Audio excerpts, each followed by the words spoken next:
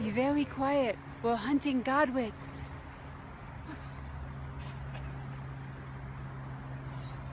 You guys are awesome. That was just a couple good-natured folks from the bird walk this morning. Hi, this is Kristi from birdmentor.com, where I teach advanced skills to beginning birders. And today I wanted to cover the topic of size with you. So it's one of the very first questions that I ask folks on the bird walk or my students when we're looking at birds and we see a bird, for instance, this beautiful bird right here. Let's see if you guys can see it in the tree. So one helpful aspect of size that we can focus on today is called relative comparison. So that's when you take a bird that you know really well, like the robin, if we were to look at this bird and compare it in size, right? So this bird is a little bit smaller, maybe around the same size as a robin. Okay, wow. So that's a little Western Bluebird right now, listening to this video. So thank you for joining me. And to get back to the concept of size, so what I like to tell people to do is to look for or identify ambassador birds. And what I mean by that is birds, like I was just saying, that are common, that you see all the time in your area, that you already know. And two of the birds I want to focus on today are the jay, who's coming in right now, and also the crow. They're two of my favorites just because they're so common and everybody knows them. And a lot of people think, well, you know, gosh, do I have to memorize their size? And I say, yeah, that's a really good thing to do. But in general, you probably don't have to do that, because think about it.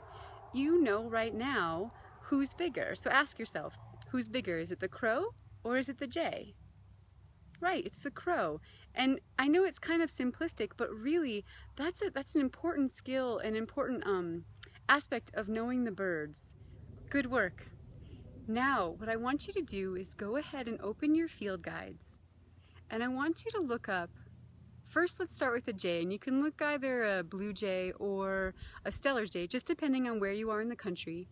And then look at the length of the bird. So how long is that bird? Fantastic. Then let's go look up the crow and see how long the crow is. Take just a second to do that. So this is really important to remember, and I just want you guys to keep those numbers in your mind as we go forward. Just kind of lodge them in the back there. Okay, so let's put this to the test right now. So let's say you're on a walk and you're walking in the forest somewhat similar to this, right? And then maybe off in the distance, over there, not too far away, you can see a small hawk, maybe small to medium-sized hawk perched in a tree. And all of a sudden, that hawk takes flight. And it just darts throughout the forest, chasing, let's say, a finch that you were just listening to. Okay, and so that was exciting, right? So you saw a hawk chasing a finch, and maybe it caught it, maybe it didn't. But then the trick is, well, then how do you know what bird that is? How do you know what hawk that was? And a lot of people don't know where to begin. And this is where, if you've spent enough time with me, or hopefully you will spend a lot of time with me, you'll start to learn that the first thing I'm going to ask you guys is to consider the 7 questions of bird identification. And so the very first question you want to ask yourself with the 7 questions is, what's the habitat? So habitat is question number 1. So we are in a pinyon juniper forest. That's all you need to know for now. The next question is behavior. So what was that bird doing? So we could say it was darting pretty quickly amongst the trees, right? The next question is shape. So what's the shape of that bird? And what I noticed was that that bird had pretty round wings, okay? Now the next question, number 4, is the question of size. So how big was that bird? And just in general, it was mid to smallish size. We're just going to keep it really simple for now. And then now question number 5 is, what was its posture? So we saw it perched pretty upright, so it was in a vertical posture. The next question we want to ask is, what was the song or sounds it was making? And I actually didn't hear any sounds that that bird was making, so that's fine, we can skip that question. The last question you want to ask yourself are, what were the markings? So the markings that I noticed, I could see that it had a dark kind of grayish cap, right, and a gray back, kind of slate gray. its breast was, I would say, barred, and it was a bit orangish. And its tail, I noticed the tail had some striping on it.